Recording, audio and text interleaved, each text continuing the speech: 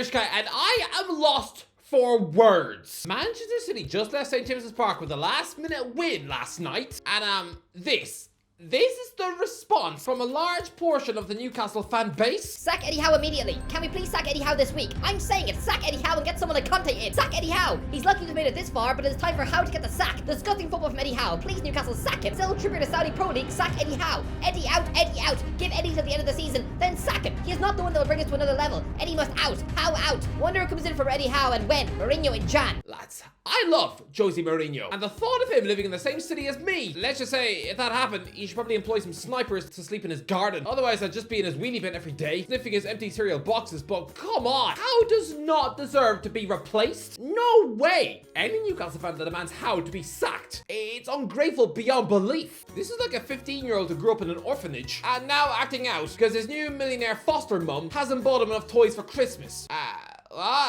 Sorry, mate. I mean, forget about getting the fancy new Xbox. It was only a few years ago you'd spend Christmas Day being given a Rice Krispie bun for lunch. Do you not understand how much of a disgrace all this is? Newcastle are 15 months into their Monster Maker takeover. This is the 831st day since Mike Ashley was banished, like some burger-munching dragon. Someone who at night probably snores like an asthmatic bear, as I'd sooner spoon with Trek. Someone who I would not be surprised if he takes a full bath in ketchup. I mean, he has enough money to pay an actual chimpanzee to feed him donuts whilst he picks last night's chips out of his belly button. When Man City were 831 days into their takeover, it was the 10th of December 2010, where teenage girls worldwide were in such a state of One Direction frenzy, they would probably have stabbed the bus driver in the eye if he slagged off Harry Styles. Honestly, ask any of the footballers' wags. Well, maybe not Sadio Mane's one. She's probably more into Peppa Pig. Lads, after 831 days, Man City had 29 points on the board. After 831 days, Newcastle have 29 points on the board.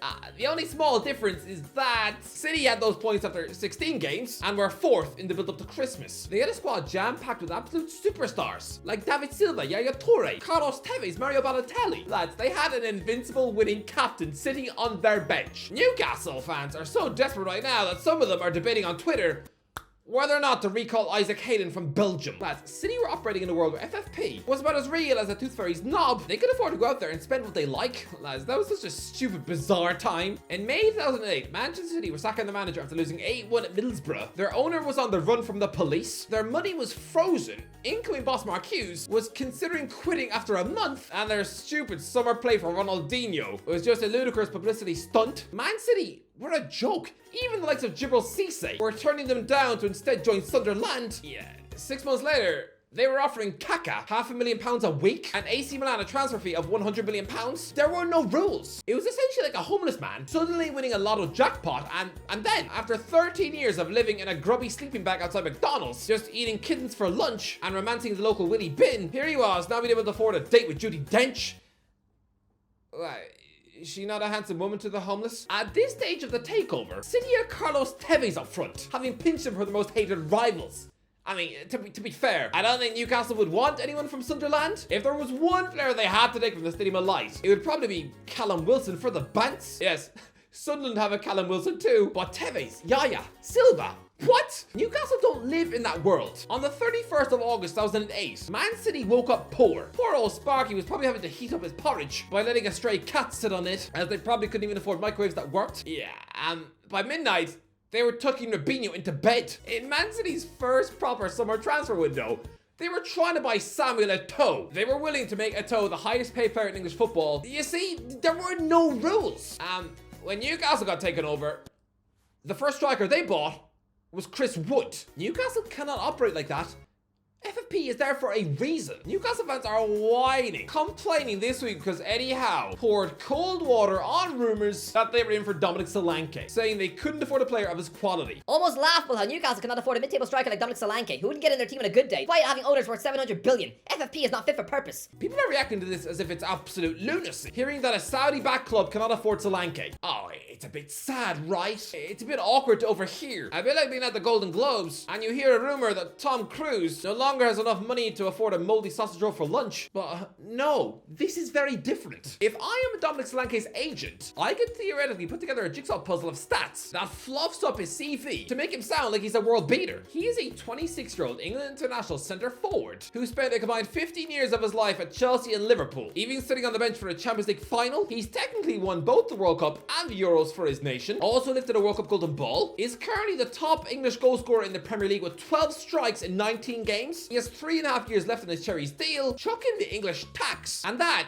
is a £60 million price tag at least. Suddenly Howe explaining to the world how he's out of their reach makes a bit more sense now, doesn't it? FFP is a good thing. It makes the Newcastle challenge more exciting than if they were just able to go out there and buy Mbappe in the morning. A world without FFP ruins the fun. I am not a gamer, but I'd imagine it would be a bit like getting a cheat code off the internet for Crash Bandicoot. Yeah, it's not really that fun anymore. When all you have to do is type in a 12-digit code you bought off a Turkish website to automatically win the game. This is a journey. I mean, Man City win nearly every week now, right? I would imagine that the most exciting part of the entire Man City project was between 2008 and 2012. Those were the exciting years where they lost about 70 odd games. Guess what? If FFP had existed back in 2010, Man City would not have been 4th in the league. They'd have been about 10th, with the likes of Sean Wright-Phillips, Giovanni, and Gelson Fernandes still in the team. So what is everyone crying about? The flack Eddie Howe is taking this season is an absolute disgrace. 10th in the league is such a false position anyway. This man who inherited an ugly, grimy, horrible team. Does nobody remember Newcastle played 15 league games to win a single match just 2 years ago? By this time of the season, 2 years ago, Newcastle were 20 games into the season, with just 1 win all season, second bottom of the league, just a point above Burnley, who terrifyingly had 3 games in hand. Oh yeah, and they just crashed out of the FA Cup at home to Cambridge United. That was a rock bottom low. Eddie Howe had been in the building 3 months and was failing to win. So I mean, we saw how Leeds panicked and binned off Javi Gracia after, 2 months last season? So in that horrible January of 2022, Howe probably couldn't have argued with the sack. The Geordies had about as much faith in him as they would a sandwich filled with the middle-aged farmer's toes. But what he has done since then, he's won 50 games of football in just 105 matches. That's nearly a 50% win rate. Howe is taking Newcastle into the Champions League for the first time in 20 years, and he's had no luck this season. His 2 big summer transfers, costing nearly £100 million. One of them has been banned from the sport for nearly a year, and the other could be out injured for practically the whole season. I'm not sure why Harvey Barnes is having so many setbacks with his foot. I'm half convinced he's got mini gremlins living in his toenails. I mean, does he have a broken foot, or is it the bubonic plague? Where is Barnes? The run Newcastle are on paper, looks terrible. Losing at home to Manchester City means the Geordies have now lost 4 league games on the bounce. That is now 6 defeats in 7 Premier League games. Wikipedia is not Howe's friend, because without context, that looks horrendous. That is relegation 4. You'd assume that Steve Bruce has somehow snuck his way back into the building. The last time Newcastle were on such a run was, January 2021, when thankfully there were no fans inside the ground, or Bruce would have had angry Geordies rushing the field to chuck bowls of vanilla ice cream in his face.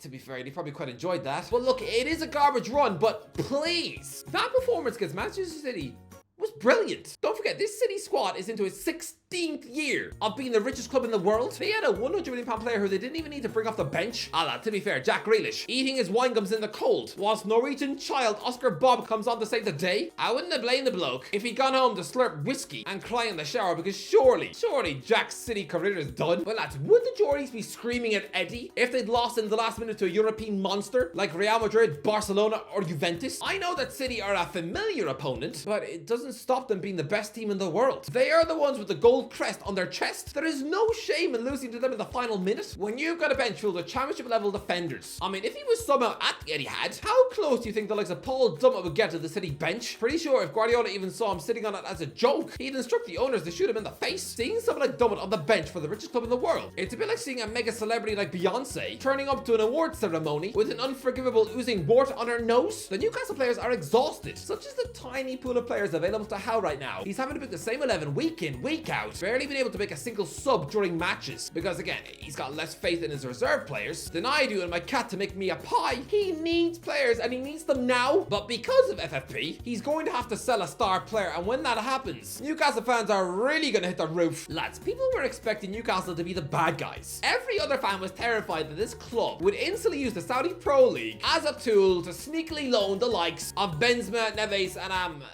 Jordan Henderson, right? No, they haven't used that. They haven't spent crazy money either. They've just been a very lukewarm James Bond villain. No dastardly plans for world domination. Just some baldy bloke who sits in his wheelchair feeding his mother's birthday cake to his cat. That's his big evil prank. They've been such a boring villain. You'd swear they were Rami Malek in disguise. But listen, okay. I will indulge some of these meathead fans. Okay then, if Howe goes, who comes in? Who? Great, you maybe sound like a demented owl. But come on then, who is the club going to appoint? Xabi Alonso is the popular name. Why? Bayer Leverkusen will be in the Champions League next season. Why would he quit them to join a Moneybags Newcastle, who aren't actually allowed to be a Moneybags Newcastle? What connection does he have with St. James's Park? What? He once scored against them from his own half once. I mean, to be fair, David Beckham is often regularly seen back at Wimbledon, but I don't think that's got anything to do with the halfway line goal. I think it's just so he can look posh and get selfies with Roger Federer. At this stage of their takeover, Man City had gotten their hands on Roberto Mancini as manager, but even then, the alleged FFP charges say that he was paid extra money by Abu Dhabi. He allegedly had 2 contracts while City boss. One was a £1.45 million annual salary to be City manager, but allegedly he had another £1.75 million a year contract to be a consultant for Al Jazeera. Without that extra dodgy contract, if FFP rules had been a thing, then Man City would not be able to convince this ex-Inter Milan manager to take the job. No, he'd probably just waited for the Chelsea gig instead. Or maybe replace Rafa Benitez at Liverpool. Instead, the next City manager would have been some mediocre, cheap flavor of the month like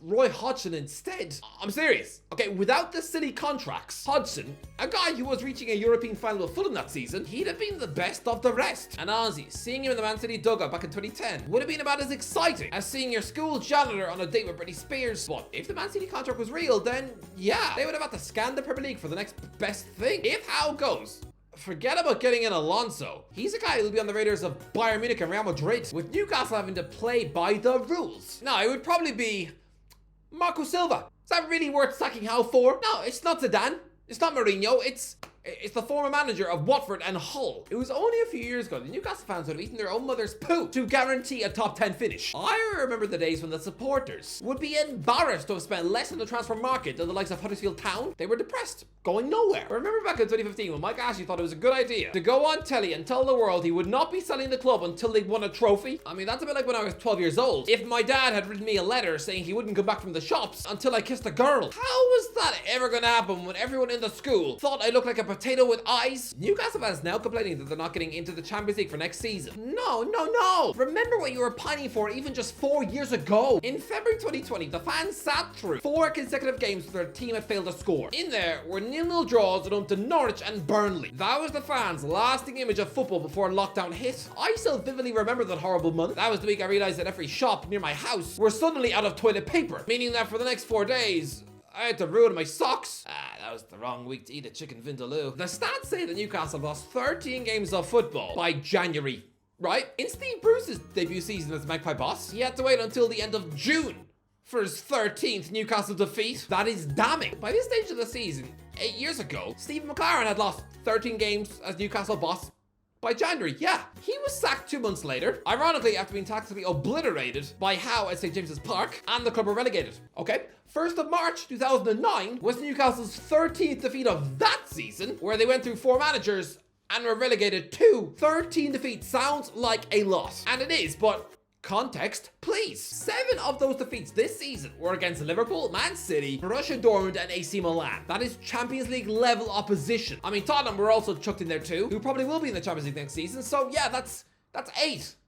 8 defeats against Champions League clubs. Okay, the losses against Brighton, Bournemouth, Luton and Nottingham Forest were not good, but again, exhausted legs, it happens. Finishing bottom of a Champions League table, on paper, looks like failure. Well, I mean, it's not like when Man City finished bottom of their group in 2012 when they were absolutely below par, failing to win a single match, losing to Real Madrid, Ajax and Borussia Dortmund. No. Newcastle gave it a right go, and we're 30 minutes away from getting out of the group of death, and Newcastle were a minute away from knocking out Chelsea to reach a 2-legged League Cup semi-final with Middlesbrough, which, let's be honest, they would have won with ease, which would have set up a 2nd consecutive League Cup final. How cannot legislate for Kieran Trippier deciding to defend like a blind fleabag in the final minute at Stamford Bridge? People are saying his performances have dropped due to personal issues with his wife. I'm sorry, unless the guy is literally scrolling through Tinder whilst the opposition take a corner kick, I'd already see how that could be the case. This is Newcastle season where they're struggling with European football, right? It happens. I mean, look at Tottenham when they qualified for the Champions League back in 2010. That was a squad not used to the toll of extra games. And they failed to win 31 games of football that season. There were 14 defeats in there. They were getting battered at Bolton, Fulham and Blackpool that year. It happens. This is supposed to be Newcastle's nightmare year. And yeah, guess what? they've beaten Aston Villa, Arsenal, Chelsea and Manchester United by an aggregate score of 15 goals to 2. They've won 8-0 away from home in a Premier League match. They've also beaten their Northeast rival Sunderland for the first time in 13 years. They left both the San Siro and Parc des Princes unbeaten, smashed PSG 4-1 at home, to such a point where Mbappe probably felt more embarrassed than me when I called my geography teacher mum. To me, this has been a good Newcastle season. For all of those screaming that Eddie Howe deserves the sack, wake up! Anyway, that's Steven. Let me know what do you think. Let me know in the comments. What do you think? Let me know in the comments below. What do you think? Should Eddie Howe go? Should he not? Let me know in the comments if you enjoyed the video. Don't forget to give a like, subscribe as always. I'll talk to you in a while.